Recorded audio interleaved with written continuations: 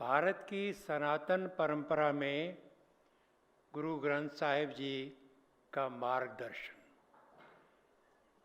आज जिस तरीके से सिखों को अपने पेरेंट कम्युनिटी, मैं कहूँगा हिंदू हमारी पेरेंट कम्युनिटी हैं, और ये बात मैं हरिद्वार जाके खुद देख आया हूँ। एक मेरे कनाडा में दोस्त रहते थे, उन्होंने कहा कि मेरे पिताजी 100 साल की उम्र में डेथ हुई है उनकी। उनका अनुरोध था कि मेरी अस्थियां केवल हरिद्वार में प्रवाहित की जाएं, आप मेरे साथ चलोगे? मैंने कहा भी मैं तो बहुत देर से सोच रहा था कि हरिद्वार जाके अपने पुरखों के बारे में पता करूं कि वो कौन थे। पता तो था मुझे, लेकिन मैं कहने का मैं चलूँगा साथ। वहाँ जाके जब हम अपने पुरोहित को ढूंढने लगे, उन्होंने कहा कि ऐसे पता नहीं लगेगा, पहले आप अपने डिस्ट्रिक्ट का नाम बताओ, विलेज का नाम बताओ, गोत्र बताओ, फिर पता चलेगा। तो हमने बता दिया। एक चौबारे में हमारे जो पुरोहित थे वो मिल गए। तो मैंने जब बताया कि मेरा नाम ये है और मेरा गांव पंजाब में बलोवाल है, उन्होंने 5 मिनट के अंदर मेरे ग्रैंडफादर के सिग्नेचर वाला पन्ना मेरे सामने खोल के रख दिया। तो मैंने कहा कि पंडित जी आप बताइए कि मेरे पुरख कौन थे। उन्होंने देखा कि पता करते करते 4 पीढ़ियां पहले मेरे पुरखे का नाम था खुशी राम धीमान। वो कहते हैं सरदार जी आप तो ब्राह्मण हो और आपका गोत्र भारद्वाज है। मुझे उस समय, आज मैं 87 ईयर्स का हूँ, 1937 में जन्म हुआ, तो मैं तो उस समय से की बात आपसे शेयर करना चाहता हूँ कि 1947 में मैं चौथी जमात के अंदर जब दाखिल हुआ तो उसमें एक कॉलम था, वो मैंने अपने हाथ से भरा हुआ है। कॉलम था धर्म क्या है।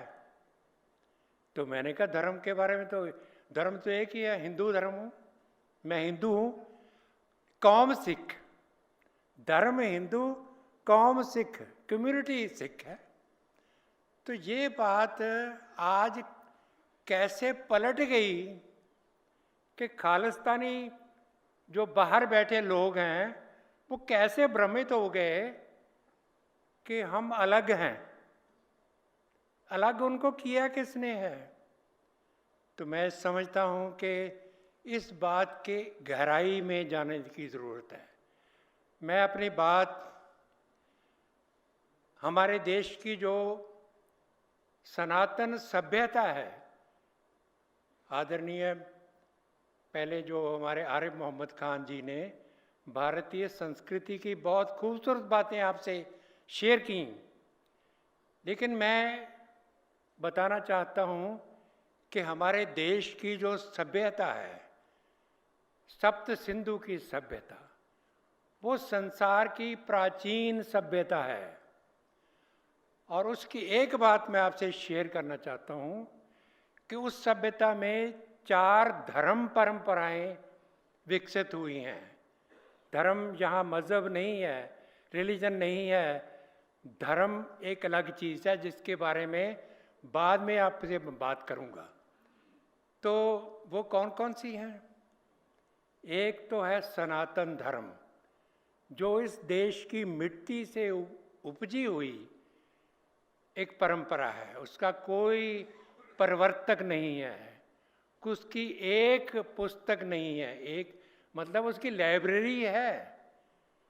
सनातन धर्म ऐसा धर्म है जिसकी एक पुस्तक नहीं है, पूरी लाइब्रेरी है उसकी।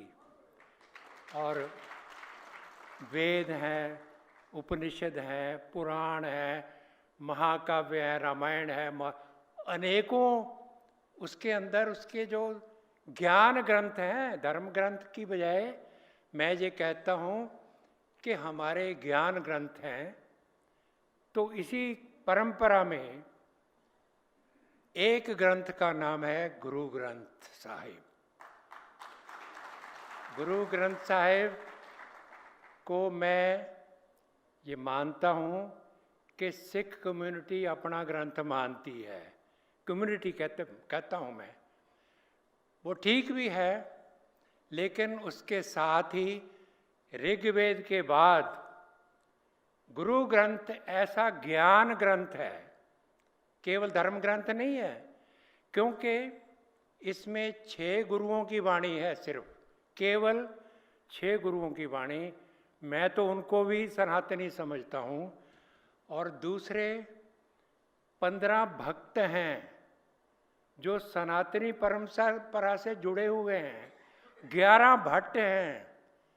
तो मेजॉरिटी तो हमारे सनातन परंपरा के भक्तों की है, भट्टों की है, गुरुओं की है।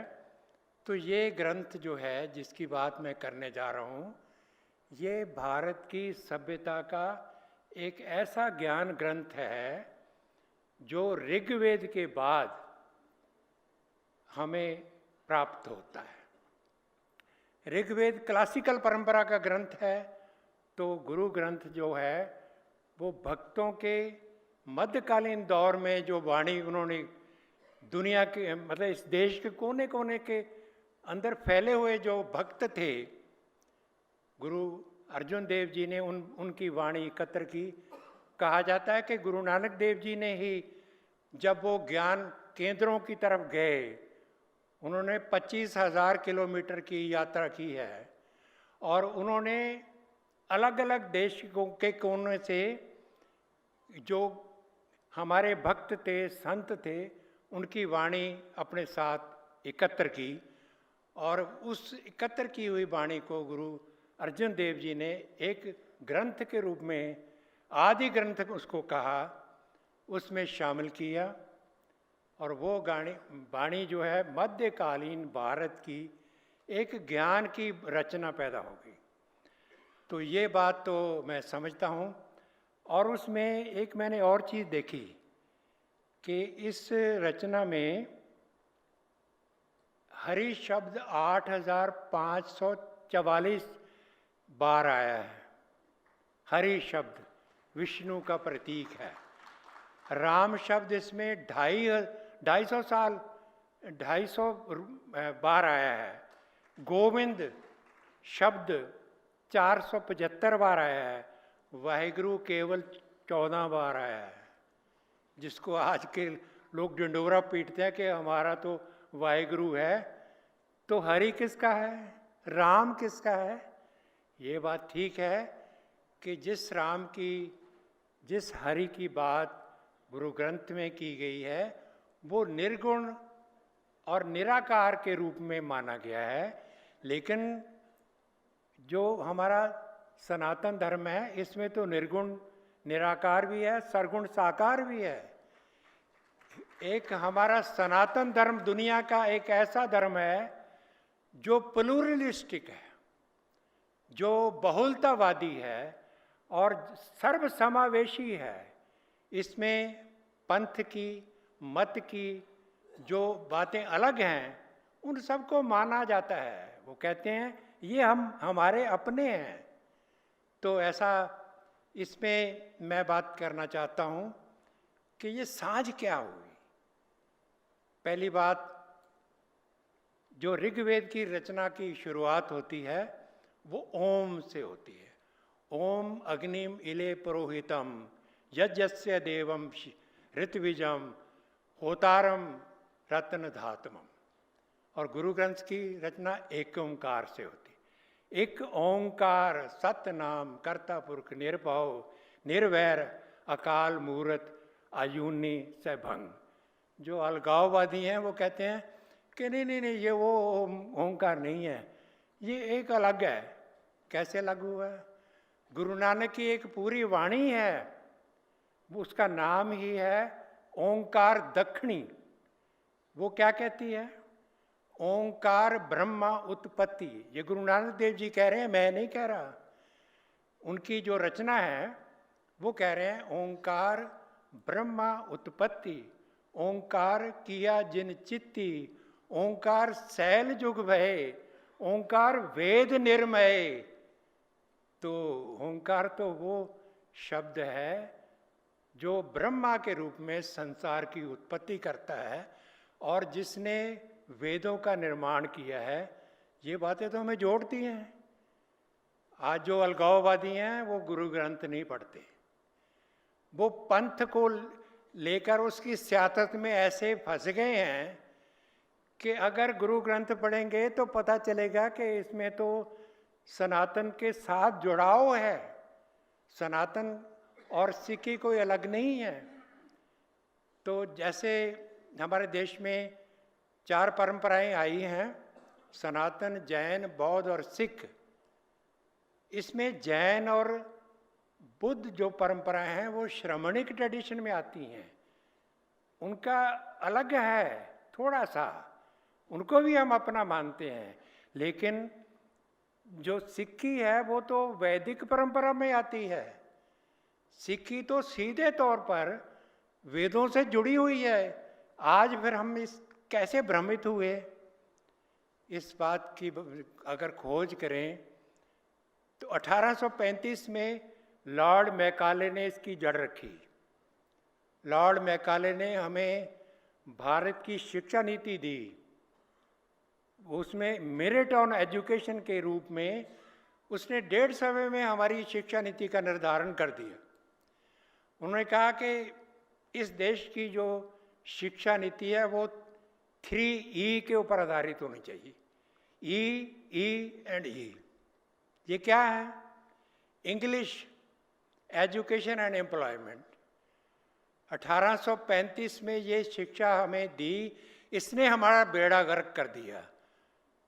उनके लिए, उनके तो काम की चीज़ थी, उन्होंने तो हमारे देश के लोगों को गुलाम बनाए रखना था।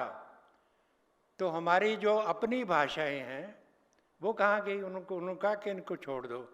अब से स्कूलों में और विश्वविद्यालयों में इंग्लिश सेंट्रल भाषा होगी और वो रोजगार की भाषा होगी, एजुकेशन की भाषा होगी। तो पर बदकिस्मती ये देखो कि 1947 में हम सो-कॉल्ड आज़ाद तो हो गए, लेकिन शिक्षा नीति वही रही। शिक्षा नीति तो अब जाकर NEP 2020 में आकर तब्दील करने की बात सोची गई। खुशकिस्मती से जो हमारे प्रेजेंट गवर्नमेंट ने 2021 में एक स्टीयरिंग कमेटी बनाई, नेशनल स्टीयरिंग कमेटी, जिसका काम ये था कि एजुकेशन पॉलिसी बनाई जाए, टेक्स्ट बुक लिखाई जाए, एक ऐसा उसमें करिकुलम डेवलप किया जाए जो भारत केंद्रित हो। क्योंकि अंग्रेज ने जो नीति बनाई थी वो भारत केंद्रित नहीं थी और भाषाओं के ऊपर आधारित हो। तो आज खुशकिस्मती ये है कि उस कमेटी ने NCERT की जो किताबें बन रही हैं, मुझे भी उसमें जोड़ा गया है। हम देख रहे हैं कि हमारे देश की शिक्षा नीति, जिसके ऊपर हमारे देश की सभ्यता का दारोमदार है, वो करेक्ट रूप से बननी चाहिए।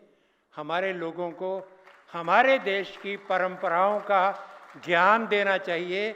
मुगलों का गुणगान उसमें नहीं होना चाहिए, केवल गुणगान नहीं होना चाहिए, उनकी वास्तविकता को उसमें बताया जाना चाहिए कि मुगल इस देश में आक्रांता के रूप में आए हैं।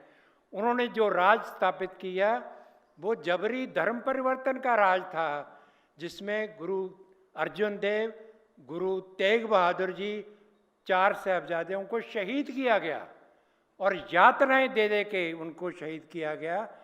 गुरु तेग बहादुर जी के साथ जो साथी थे उनके, तो उनको किस तरीके यातनाएं देकर एक जालिमाना ढंग से धर्म परिवर्तन के लिए मजबूर करने की कोशिश की गई, उन्होंने ना कर दी तो उनको शहीद होना पड़ा। बाद में गुरु तेग बहादुर जी का सिर भी कलम कर दिया।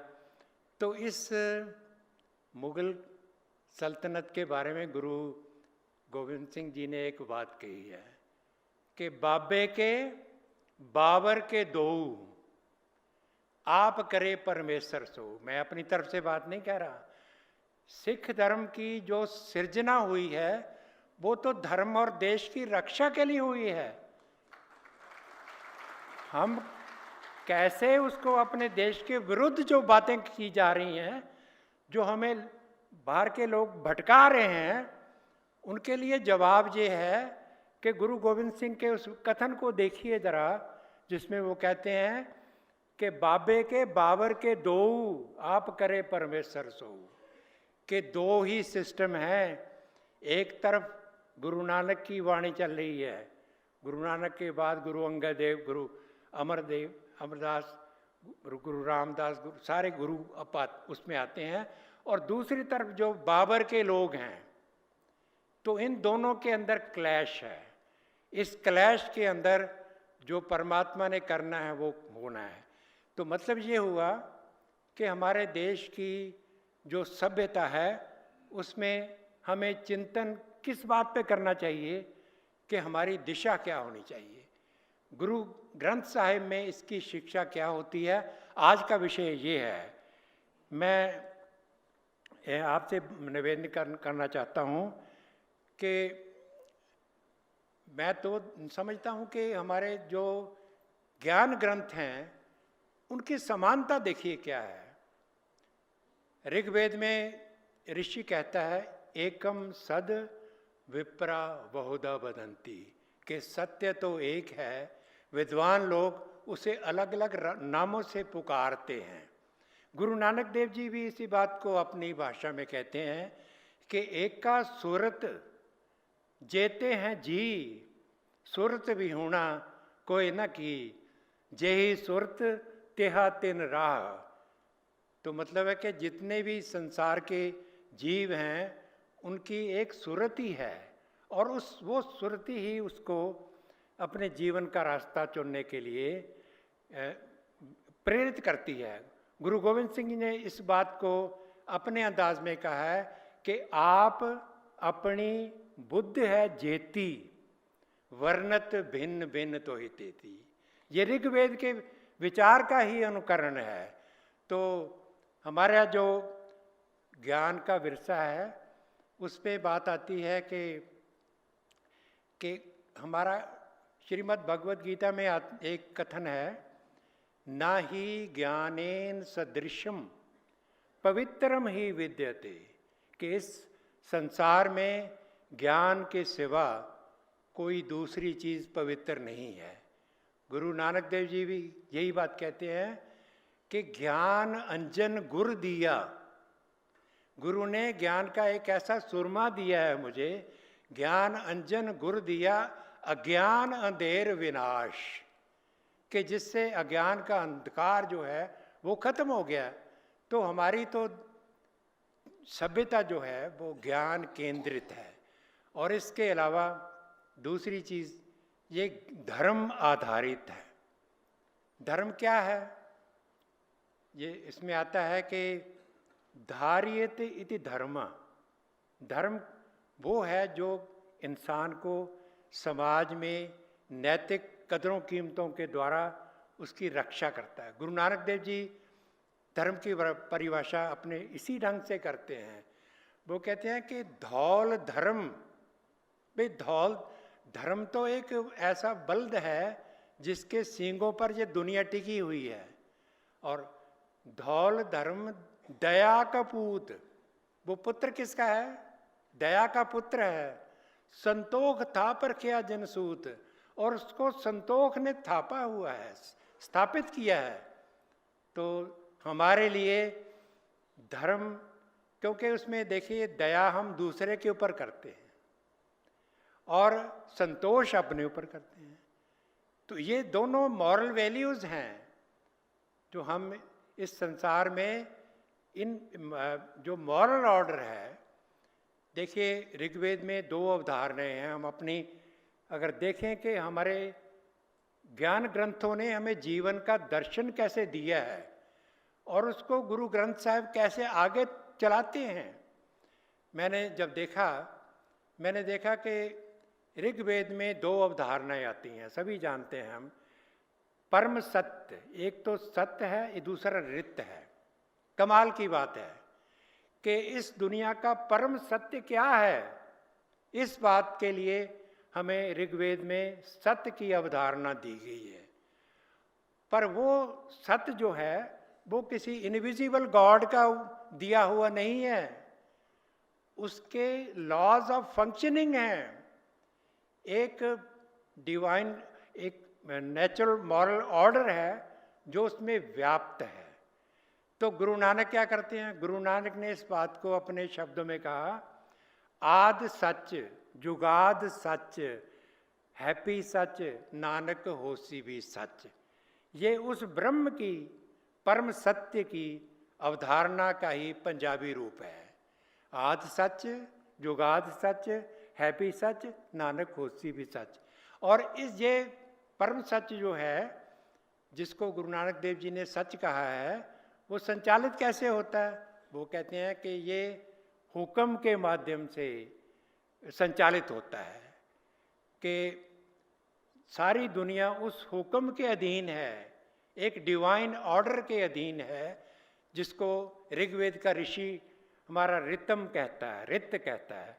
गुरु नानक उसको हुक्म कहते हैं, पर्शियन की वोकैबुलरी का इस्तेमाल करते हुए अपने समय में। तो इस बात को मैंने जब गहराई से देखा तो मैंने देखा कि गुरु नानक इस दुनिया को किस तरीके से डिफाइन करते हैं। वो कहते हैं कि अरबद नरबद तुंदुकारा, कि ये सृष्टि क्या है, इस सृष्टि की रचना कैसे हुई। मैं 2 मिसालें देना चाहता हूँ, एक गुरुवाणी से है, दूसरी ऋग्वेद से है। तो गुरुवाणी में गुरु नानक ने कहा है, अरबद नरबद तुंदुकारा, कि अरबों साल पहले एक धुंध फैली हुई थी। तरने न गगना हुक्म पारा, ना दिन रैन न चंद न सूरज, सुन समाध लगाएंदा, खानी न बाणी पौन न पानी, ओपत खपत न आवन जानी, नदी न नीर बहाएंदा। तो जब मैंने ऋग्वेद में एक रचना मेरे सामने आई, उसका नाम है नासदीय सूक्त। नासदीय सूक्त ऋग्वेद की वो रचना है जो दुनिया की पहली फिलोसॉफिकल रचना है। वो इस तरह है, ना सदासीनो सदासीत तदानीम, नसीद रजो नो व्योमा परोयत, किम आवरीवा कस्य श्रमन नभा, किमासीद गहनम गभीरम, न मृत्यु आसीत अमृतम न तरही। मैं इसका हिंदी में अनुवाद मैंने खुद अपने आप किया है, विद्यार्थियों को पढ़ाते हुए, वो मैं आपसे शेयर करना चाहता हूँ। वो कहते हैं कि असत्य नहीं था तब ना सदासीनो, असत्य नहीं था तब ना ही सत्य था, अंबर नहीं था और ना ही पार फैला हुआ महाआकाश। छिपा क्या था और कहाँ, किसने थामा था इसे? तब तो अगम अगाध जल भी कहाँ था, मृत्यु नहीं थी वहाँ, ना ही अमर जीवन, ना ही मृत्यु थी और ना ही अमर जीवन। रात नहीं थी और ना दिन के प्रकाश का संकेत कोई, पर बिना हवा के सांस लेता हुआ अपने आप पर निर्भर केवल एक था वहाँ, उसके सिवा कोई दूसरा नहीं था। तो ये हमारी चिंतन की बात है कि जो अल्टीमेट रियलिटी है वो हमेशा रही है। जो सृष्टि बनती है बिगड़ती है, सृष्टि आती है प्रलय आती है, लेकिन वो परम सत्य जो है वो हमेशा टिका रहता है। तो उसके आगे बहुत खूबसूरत बातें हैं, थोड़ी सी मैं शेयर करना चाहता हूँ कि अंधेरा था वहाँ जब सृष्टि रचना नहीं हुई थी, क्या था? तो हमारा ऋषि कहता है, अंधेरा था वहाँ अंधेरे से ढका हुआ, अंधेरा था वहाँ अंधेरे से ढका हुआ, अंधकार था चारों ओर, था तो बस निराकार शून्य, तपश की महा ऊर्जा से उपजा हुआ पुंज। मतलब एक ऐसी एनर्जी की बात कर रहे हैं। फिर पहले पहल कामना का हुआ आभार, मन का आदि अनादि बीज अंतर की सूझ वाले मुनिजनों ने समझ लिया था भली बात, रिश्ता क्या है अस्तित्व का, अनास्तित्व के साथ फैला दिया उन्होंने अपने सूत्र को महाशून्य के आर पार, ऊपरवार और नीचे भी धारणीय शक्तियां तत्पर थी। वहाँ नीचे थी महा ऊर्जा, ऊपर अगाध बल। उसके बाद लास्ट में 4 लाइनों में हमारा ऋषि कहता है कि जान सकता है कौन और कैसे उत्पन्न हुआ ये संसार। तब तो देवताओं का भी प्रादुर्भाव हुआ बाद में, न जाने रची गई कैसे ये रचना, अंतर्यामी कौन है ऊंचे अंबर वाली इस धरा का, वही जानता है जो है स्वामी इसका, या फिर शायद वो भी नहीं जानता। तो हमारा जो चिंतन है वो एक साइंटिफिक रूप में हमें मिला हुआ है, ये कल्पना की बात नहीं है। मैं यहाँ 2 सभ्यताओं की बात में थोड़ा सा तुलनात्मक अध्ययन करना चाहता हूँ। एक सभ्यता है जिसको हम अब्राहमिक सभ्यता कहते हैं, उसमें 3 मजहब पैदा हुए हैं, जूडाइज्म, क्रिश्चियनिटी और इस्लाम। और दूसरी सभ्यता हमारी सभ्यता है जिसमें 4 धर्म पैदा हुए हैं, सनातन, जैन, बौद्ध और सिख। तो इन दोनों में अंतर क्या हुआ? अंतर इन दोनों में ये है कि इनकी मूल धारणाओं में अंतर है। जो अब्राहमिक सभ्यता है वो गॉड सेंटर्ड है, एक ऐसे बीइंग या गॉड, अल्लाह, याहवे, ये उनके शब्द हैं, उसके ऊपर विश्वास के ऊपर टिकी हुई है, जो कल्पना का विषय है। क्यों? क्योंकि वो 14 तबके बाहर रहता है, ना कभी उसने नीचे आना है, ना आदमी उसके ऊपर जा सकता है। वो तो पैगंबर के द्वारा अपनी बात कहता है, कमांडमेंट के रूप में, कि ये हुक्मैन को मानो। हमारा जो केंद्रीय कॉन्सेप्ट है वो ब्रह्म है। और गुरु नानक देव जी ने अपनी वाणी में जब कहा कि गावो गीत न बिरहड़ा, कि मैं जो गा रहा हूँ कोई गीत नहीं है, गावो गीत न बिरहड़ा, नानक ब्रह्म विचारो, मैं तो ब्रह्म का विचार कर रहा हूँ। और भक्त कबीर जी ने भी यही बात कही थी कि लोग जाने ये गीत है, कि लोग इसको गीत कह रहे हैं, ये तो ब्रह्म विचार। तो मतलब ये है कि सनातन परंपरा में जिसमें ऋग्वेद की रचना हुई, गुरु ग्रंथ साहिब की रचना हुई, उसमें केंद्र बिंदु ब्रह्म है। और ब्रह्म क्या है? ब्रह्म की एक डिक्शनरी मीनिंग है ब्रीहते इति ब्रह्म, कि ब्रह्म वह है जो बढ़ के फैल गया, साइंटिफिक। और दूसरी परिभाषा है सर्वम खलु इदम ब्रह्म, कि जितना भी ये संसार का यथार्थ हमारी नज़र के सामने है ये सारा ब्रह्म है। और तीसरी परिभाषा इसकी और है, वो है सत्यम ज्ञानम अनंतम ब्रह्म, कि ब्रह्म जो परम सत्य है, परम ज्ञान है और परम अनंत है, वो ब्रह्म है। तो हमारे देश की जो अवधारणाएं हैं, हमारे सनातन धर्म में जो ऊंचाइयां हैं, जो हमें पढ़ाई नहीं गई, 70 साल तक हमारी जनरेशन को कहा गया कि तुम्हारे पास कुछ नहीं है, वेस्ट में जाओ, उनको देखो। लेकिन वेस्ट में क्या है? आज वेस्ट वालों को महसूस हो रहा है कि जो बातें ऋग्वेद में ऋषि ने कही हैं, उनका कोई जवाब नहीं है, क्योंकि वो एक वैज्ञानिक आधार पर टिकी हुई हैं। एक ऐसा आधार जिसको मानने के लिए किसी गॉड की कल्पना नहीं करनी चाहती, बल्कि ब्रह्म एक ऐसी अवधारणा है जिसको रियलाइज करना पड़ता है। हम गॉड, किसी अनविजिबल गॉड के हुक्म की पालना नहीं करते, बल्कि अपने अंदर बसे हुए ज्ञान को रियलाइज करते हैं। ये फर्क है हमारी और अब्राहमिक सभ्यता और हमारी सभ्यता में जो बुनियादी अंतर है वो इस बात के ऊपर टिका हुआ है।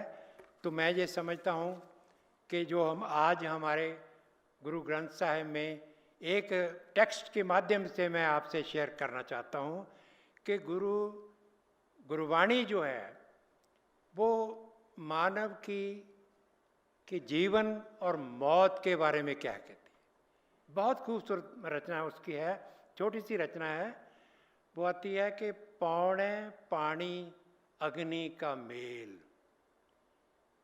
के जो चंचल चपल बुद्ध का खेल, 9 दरवाजे 10वां द्वार बुझ रे ज्ञानी एहो विचार। गुरु नानक के एक बुझारत के रूप में हमें पूछते हैं कि तू अगर बुद्धिमान है तो ये बता कि कौन सी चीज़ है जो पौन पानी और अग्नि के द्वारा बनी हुई है और जिसमें चंचल चपल बुद्धि का खेल हो रहा है। उसके 9 दरवाजे हैं और 10वां द्वार है, वो क्या चीज़ है? तो उसका जवाब उससे भी ज़्यादा खूबसूरत है। वो कहते हैं कथता बकता सुनता सोई, आप विचारे सो ज्ञानी हुई। कि कहने वाला, बोलने वाला और सुनने वाला एक ही है। जो इस बात को समझ लेता है असली ज्ञानी वो है। तो उपनिषदों की एक छोटी सी कथा मुझे याद आती है। उसमें आता है कि एक राजा की सवारी जा रही थी किसी शहर में। तो बड़े ऊंचे सिंहासन पर एक विद्वान खड़ा हुआ था। एक फटे पुराने कपड़े वाला व्यक्ति उसके पास है कि कहता है, पंडित जी ये क्या हो रहा है? वो कहता है तुझे नहीं पता कि राजा की सवारी जा रही है? वो कहता है मैं तो जंगल में रहा हूँ सारी उम्र, मुझे तो पता नहीं। आप ये बताइए इसमें ये राजा कहाँ है? वो कहते हैं वो जो घोड़े पर बैठा हुआ आ रहा है वो राजा है। वो कहता है भाई इसमें इन दोनों में से घोड़ा कौन सा और राजा कौन सा है? कहता है तू तो बड़ा मूर्ख आदमी है, तुझे ये भी नहीं पता कि जो ऊपर बैठा है वो राजा है, जो नीचे है वो घोड़ा है। वो कहता है पंडित जी मुझे तो यही पता नहीं ऊपर नीचे में क्या फ़र्क है। कहता है तू बड़ा मूर्ख है, तेरे को मैं पंजाबी में समझाता हूँ कि जैसे तू नीचे खड़ा है ना, तू अज्ञानी है, तू नीचे है और मैं विद्वान हूँ, मैं ऊपर हूँ। वो कहता है अब थोड़ा सा ये लास्ट मेरा सवाल का जवाब दे दो कि मैं और तू में से मैं कौन है और तू कौन है? ये अद्वैत वेदांत की बात है जो हमारे उपनिषदों में कथा कहानी के रूप में हमें दी जाती है कि मैं और तू तो स्थान बदलता रहता है। जब मैं बात करता हूँ मैं आपको तू कहता हूँ, तुम बात करते हो तुम आपको। एक टेलीफोन नहीं करते कि हेलो, कहते हैं कौन बोल रहा है? कहते हैं मैं बोल रहा हूँ। अरे कमाल होगी, इधर से भी मैं ही बोल रहा हूँ। तो मतलब मैं तो बदलता रहता है। लेकिन ये हमारी जो सभ्यता है उसकी बहुत गहरी बातें हैं जो लोक कथा के माध्यम से हमें दी जाती हैं। और उसके बाद आता है कि मौत की बात आती है। पहले तो जीवन की बात आ गई ना, मौत की बात आती है कि देही माटी बोले पौन। गुरु नानक देव जी कहते हैं कि देही तो मिट्टी है और बोलने वाली शय पौन है। देही माटी बोले पौन बुझ रे ज्ञानी मुआ है कौन? भी मर कौन गया? ये ऐसा प्रश्न है जो हमारे सभी के लिए है और उसका जवाब गुरु जी देते हैं कि मुई सुरति, कि जो हमारी इंडिविजुअल कॉन्शियसनेस है सुरति है, मुई सुरत बाद अहंकार, और जो हमारी अहम की भावना है वो मर जाती है। मुई सुरत बाद अहंकार ओ न मुआ, जो देखनहार, जो देखने वाला है वो नहीं मरता। और लास्ट में उसमें कहते हैं, पहले तो मुझे यही बात, एक उपनिषदों की एक कथा याद आ गई कि यज्ञवल्क्य की 2 पत्नियां थीं, कात्यायनी और मैत्रेयी। जब वो गृहस्थाश्रम का त्याग करने लगे, उन्होंने दोनों को बुला लिया कि भाई मैं तो जंगल की ओर जा रहा हूँ, संन्यास लेने जा रहा हूँ, मेरी जो धन संपत्ति है उसको आपस में बांट लेना। तो कात्यायनी ने कहा कि स्वामी आप जा रहे हैं तो ठीक है, आपकी बात का हम बुरा नहीं मानते। मैत्रेयी ने कहा कि स्वामी पहले मुझे ये जवाब दो कि ये जो धन संपत्ति हमें दे रहे हो, इससे मैं अमर हो जाऊंगी? वो कहते हैं भाई मैत्रेयी अमर तो नहीं हो सकती। तो उन्होंने संस्कृत में कहा येन ना अमृता तस्य किम कुर्याम, कि जिससे मैं अमर नहीं हो सकती मैंने उसका क्या करना है। उन्होंने कहा तू भी मेरे साथ आ जा। वो जंगल में चले गए। तो कुछ सालों के बाद मैत्रेयी ने कहा स्वामी ये मरने के बाद आदमी कहाँ जाता है, ये हमारा सभी का सवाल है। और इसका जवाब बहुत खूबसूरत उन्होंने दिया कि मैत्रेयी, मरने के बाद आदमी में जो विशेष होता है वो खुर जाता है और निर्विशेष बच जाता है। जो हमारी पार्टिकुलरिटीज़ हैं कि मेरा नाम क्या है, मेरा जन्म कहाँ हुआ, मेरी जाति क्या है, ये सारी चीज़ें विशेष हैं, ये खत्म हो जाती हैं। और जो निर्विशेष है वो क्या है, वो आत्म तत्व है, जो परमात्मा का अंग है, वो कभी मरने वाला नहीं है। तो ऐसा ज्ञान हमारे उसमें उपनिषदों में दिया गया है। इसकी लास्ट लाइन मैं जो आपसे शेयर करना हूँ कि गुरु नानक देव जी रचना में कहते हैं कि हौ ना मुआ, कि मैं नहीं मरा, हौ ना मुआ मेरी मुई बलाए, कि मेरी जो बलाएं थी वो मर गई हैं। हौ ना मुआ मेरी मुई बलाए, ओ ना मुआ जो रहा समाए, कहो नानक गुरु ब्रह्म दिखाया, मरता जाता नजर ना आया। कि गुरु ने मेरा जब मुझे ब्रह्म का दीदार करवा दिया तो मरता कौन है जीता कौन है, ये मुझे भगवत गीता की वो बातें याद आ गई कि न जायते मरीयते वा, न जायते मरीयते वा, कदाचिन्नायम भूतवा, न भविता वा न भूय, अजो नित्य शाश्वतो ओम पुराणो, न हन्यते हन्यमाने शरीरे। कि जो हमारी आत्मा है वो शरीर के विनाश होने के साथ मरती नहीं है। तो हमारा तो ज्ञान एक है। गुरु ग्रंथ साहिब की जो प्रेरणा है वो हमारे सनातन ज्ञान के जो अंतर्दृष्टियाँ हैं, जो हमें ऋषियों ने, मुनियों ने, हमारे गुरुओं ने, संतों ने, भक्तों ने जो दी हुई हैं, जिनकी वाणी हमें प्राप्त है, पढ़ने वाले का पढ़ने का समय नहीं है। तो आज हमें ज़रूरत है कि अपने उन ज्ञान ग्रंथों को पूरी तरह पढ़ें, समझें, विचारें, फिर पता